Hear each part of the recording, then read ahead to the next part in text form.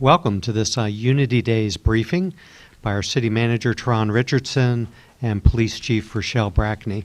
My name is Brian Wheeler, the City's Director of Communications, and along with Charlene Green, who runs our Human Rights Office, the two of us have been the lead staff facilitating the Unity Days Action Committee and the programming side of this year's work. And that's been supported by our entire communications department, which is almost everyone's here in the room. So Joe Rice, Lasheen Parks, and David Dillahunt have both been supporting this effort. Unity Days was approved by City Council in February. It's a city-sponsored and community-driven series of more than 80 events.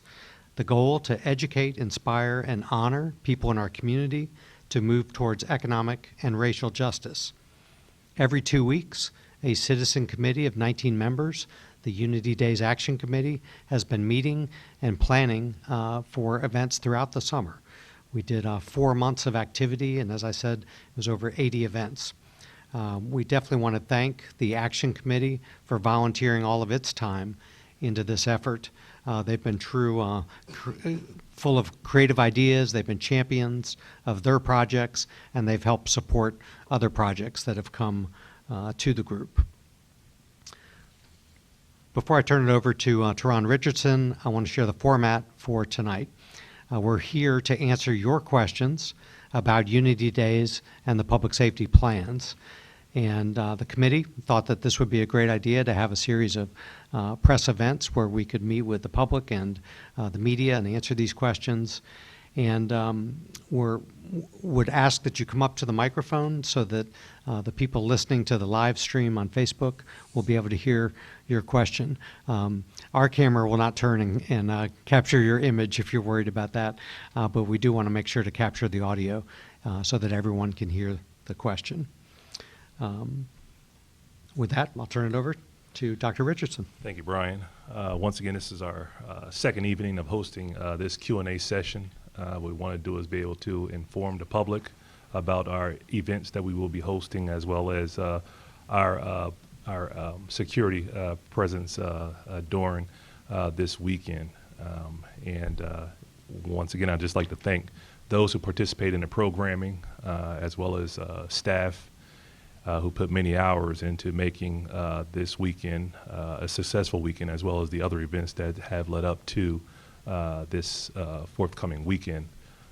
And with that, I'll turn it over to our police chief, who will talk a little bit more about our security plan within the city for next weekend, for this coming weekend. Next weekend would be great too. Yeah, that too, yeah. So thank you everyone for attending, but more importantly, thank you for the Unity Day Committee, the city, and for council for having the forethought to start shaping and reframing the conversation over the past 2 years so that we have the opportunity to create a safety plan that really does mimic what is going on in the community. Very diverse activities throughout the entire city in different venues and in different locations. So that we could prepare our safety and security to reflect just that. If you remember last year, we had some challenges around permitting, still having some negotiations around what could occur in and around the park and in the park communities. So there was a lot of focus on the parks and the pedestrian mall in terms of creating a very sterile footprint, preparing for any eventuality that might come. If you remember last year, I talked a lot about balancing our safety and our security with our access and our convenience. This year, we can talk a lot about just your convenience and your access and being able to enjoy all of the activities that have been planning throughout the weekend and at the various locations. What you can expect to see this year is a very soft presence. We're using the format very similar to the NCAA championship games as well as the final game. You'll see lots of officers on their bicycles, on motorcycles, and on foot patrols so that we can engage the residents, the citizens who are coming, attendees who want to participate in any and all activities throughout the city. There will not be an established perimeter, although there will be street closings Brian will talk a little bit more about. The street closings are going to be very similar to what we do at a Fridays After 5 event, or even thinking about painting the town orange, or some other event where we would use the pedestrian mall in a very healthy and enjoyable way. We'll leave some room for having a few questions as Brian then moves forward on giving a bit more information. Yep. So one of the reasons the chief is able to describe our public safety process in that way is because of the events this community has planned for this upcoming weekend. So the Action Committee was invited to the table to start reviewing events that were submitted to the committee, and some committee members had their own ideas about things that they wanted to do this weekend. So this will all start Friday evening right outside of the Market Street Garage here. There'll be a ballet performance on the downtown mall starting at 5:30. That'll go right into Fridays After 5. As many people know, Fridays After 5 was canceled the previous 2 years, along with the City Market on Saturday. So both of those events, the City Market and Fridays After 5, will go on as normal, and we're excited that that can happen. Saturday morning, August 10th, we'll start with a Quaker worship service in Market Street Park. That'll be at 9 a.m. That'll be followed by the Seaville Resonates program, which is a brass ensemble of trombones, and that will start at 11 a.m. in Market Street Park. There'll be a Monticello to Main Street tour.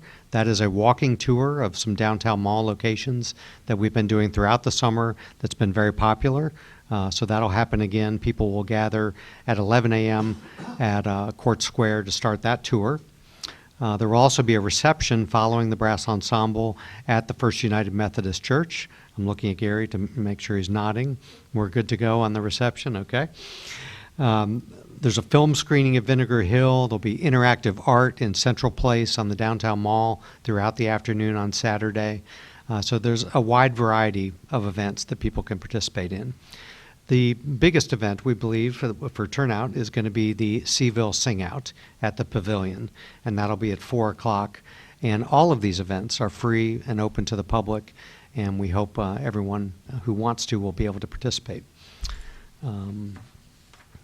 Heading into Sunday, August 11th, the first item on the agenda is a 7 a.m. conversation, actually on the steps of the First United Methodist Church, about biblical idols. So the public's invited to participate in that Sunday morning. Sunday afternoon, starting at 1 o'clock, there will be a call to action resource fair. The Unity Days Committee felt really strongly that we needed to give people an outlet and ideas about things they could change, whether it's in their own life or in the lives of others, and give them resources to do that. So we've lined up over 30 organizations to be in a tent in Market Street Park Sunday afternoon. And that, again, it's just a drop-in activity that anyone can go and learn from many of these organizations that are working hard in this community. On Monday, August 12th, 4th Street will be closed, the mall crossing, and that's for solemn remembrance and for people to gather on 4th Street. And in fact, throughout the weekend, the 2nd Street crossing and the 4th Street crossing of the mall will be closed, starting on Friday through Monday evening. Monday night, the Clergy Collective will have an interfaith service at First Baptist Church on West Main Street, and that'll be at 7 o'clock. So that's the program of activity that we've lined up for the weekend. We're really excited about all the energy and time and effort that's gone into that. I see people in the audience who've helped make those events happen, so thank you for doing that. And also to let you know that the next weekend, August 17th and 18th, we're going to continue and have a little more fun next weekend by having a back-to-school bash at the Pavilion, which will be followed by a family-friendly block party at Washington Park from 1 to 5. So that's Saturday afternoon, August 17th.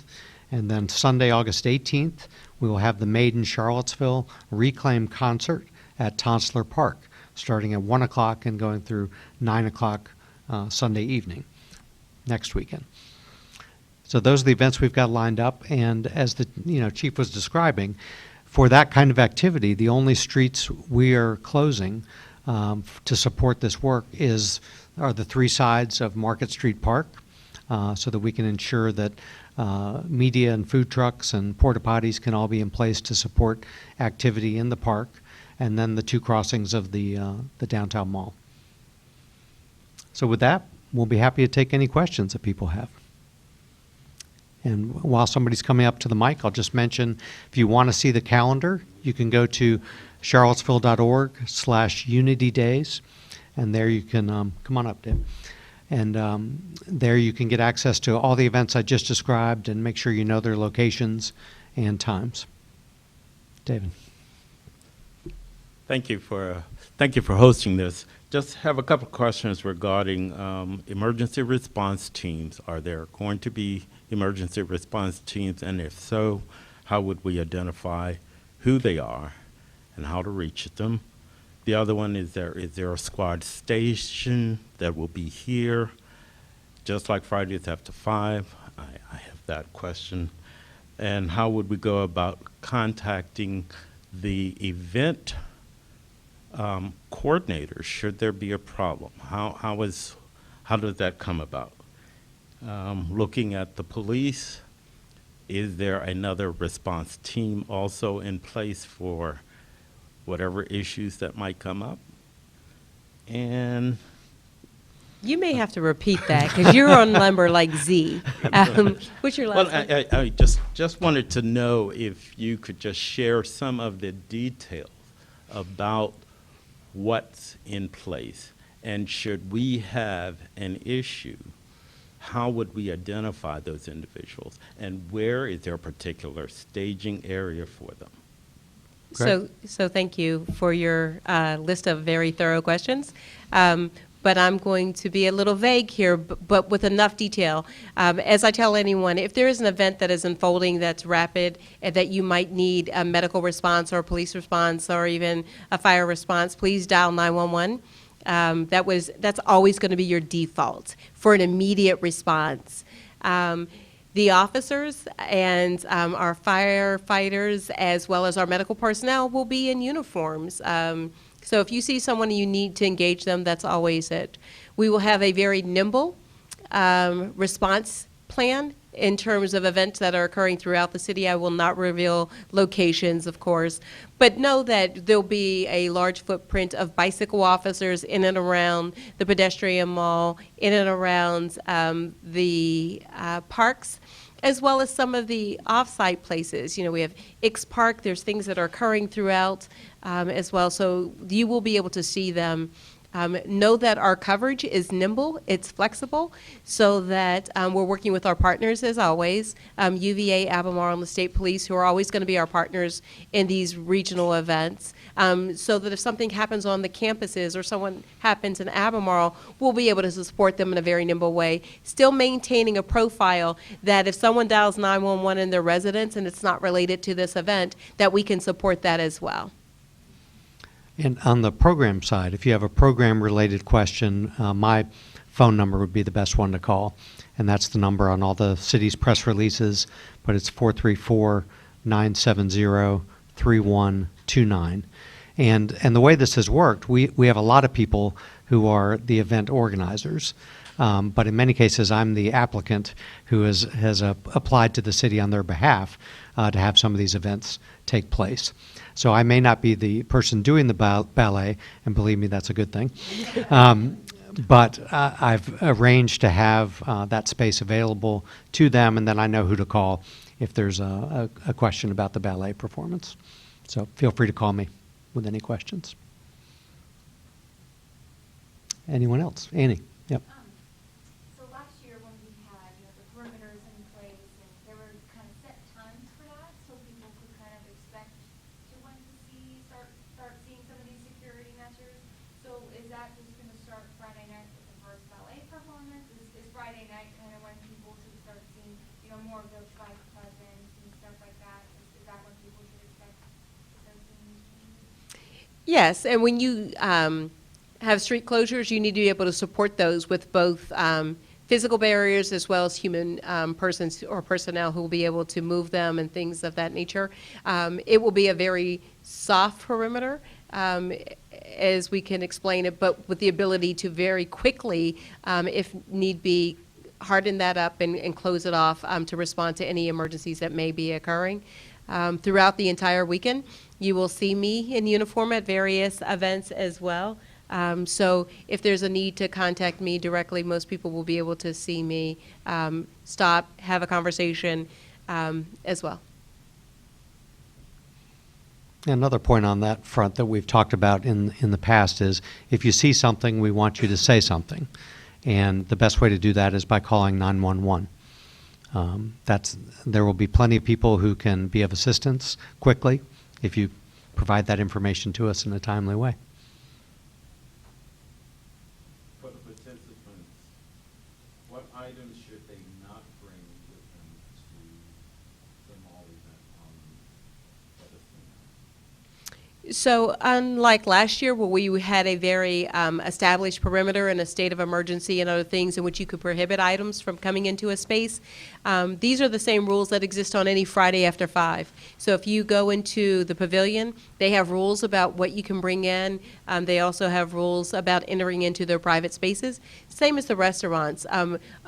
Only this time the city does not have those kind of established rules because we're not in the same state, which is a very good thing to say, that we're a very different one. What we also tell people is also be very mindful of what you might want to bring into a community or introduce in the community on any other day of the week as well. I think that's a good reminder, though, that we can share some more information about that, the restrictions that the pavilion as a private facility may have, and we'll make sure to get that and get that out.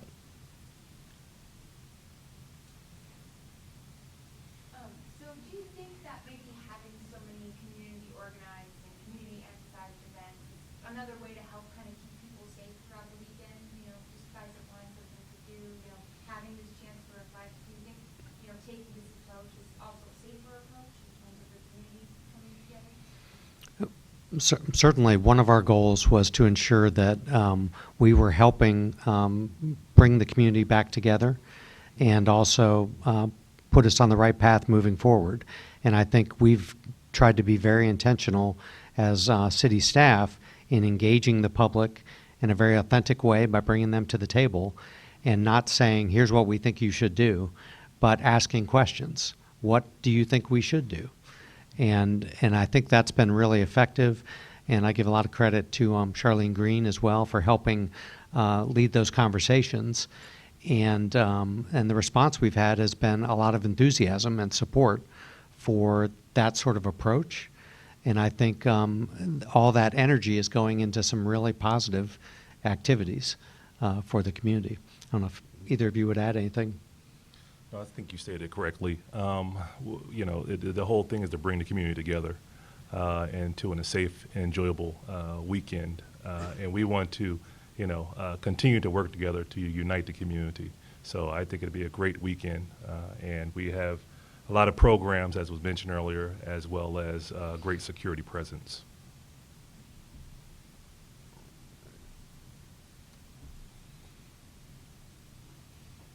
Any other questions? My question is from the if there is any concerns, do you have like any issue like concerns about the meeting for the security? So staying in the areas that are not law enforcement sensitive, what we have pushed out to the communities, particularly our vulnerable communities and those communities who felt targeted over the last few years, that if there were any information or intelligence that we had received that would increase any risk, we would have reached out to them individually to start working with them on protection plans, on their facilities, their faith-based communities, whether it's whatever their house of worship looks like, but also there's other places where people may feel vulnerable in our low wealth or low income communities or those communities that are high minority communities, including our undocumented communities. So we have very robust and healthy relationships with them. We have great communication with them. And if there were any concerns, we would have reached out to them individually as well, and then start to work on mitigating any of those type of threats or harms if we had heard of those. You're welcome. Just wondering Mhm. Did you bring your list too? Just kind of wrapping things up, is there anything you would tell, people at home about what it's been like planning for this weekend versus even last year, or just planning throughout the year, just kind of how far you guys have come when it comes to preparing to deal with this, kind of sensitive Sure. anniversary? Well, the chief and I were both heavily involved last year. For me, the difference has been pretty dramatic in that last year was focused a lot on public safety discussions, and I think rightfully so. And I think the city was very well prepared last year, and we had to be. And I think this year we were able to transition to engaging the community, and we were ready to do it differently. And by being proactive and having the support of City Council to identify Unity Days as a recurring event, which will now be happening, every second weekend in August moving forward, having that support and having that idea, which came out of the community through focus groups, we were then able to focus our staff's time on planning things that are going to be a whole lot more fun and meaningful and impactful. And, just a personal story. I mean, some of even the lectures that I've been to about race and history of slavery and history of eugenics in this community have really impacted me. And I've lived here more than 30 years. So to see my community in a different way through these Unity Days events has been phenomenal. And I hope other people have gotten an opportunity to take advantage of those learning opportunities. So this has been about having fun events, having events where we learn about our past, and setting us up for a different future. And if we think about the safety and security aspect, each year has taught us different lessons, and we've had to respond to whatever the current climate and environment was last year. Last year was very unpredictable, so the police presence should have been, as it was, a very large police presence preparing for any and all things that might occur. This year, the joy has been that we've been able to think about our safety and security in a very different way, that we get to reclaim the narrative around what does it feel like to be safe here. When you ask, what does it feel like is an engaged community safer? An engaged community is safer every day of the week. When people do not feel excluded and isolated from their communities, they're less likely to do any harm to the community. So beyond this weekend, we should think about what our engagement looks like every other weekend as well, so that we can continue to reclaim the narrative, to reshape the conversation, to recontour the conversation, and then change the focus from the events of August of 2017 so that we can use our resources, we can use our collective energies and our collective skill sets to move Charlottesville in the direction that Charlottesville really does need to go.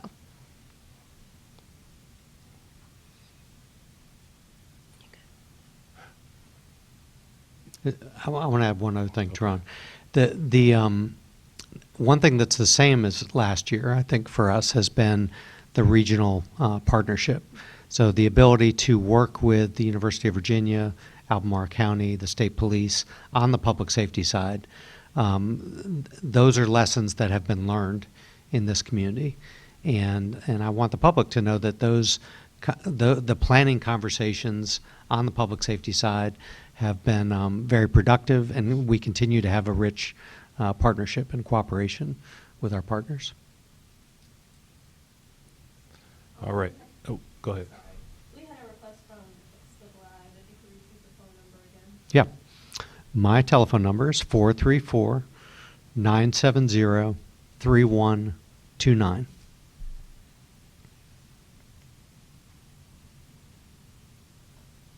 Well, thank you for coming out this evening, and we hope to see you this weekend. Thank you. Thank Appreciate you. it.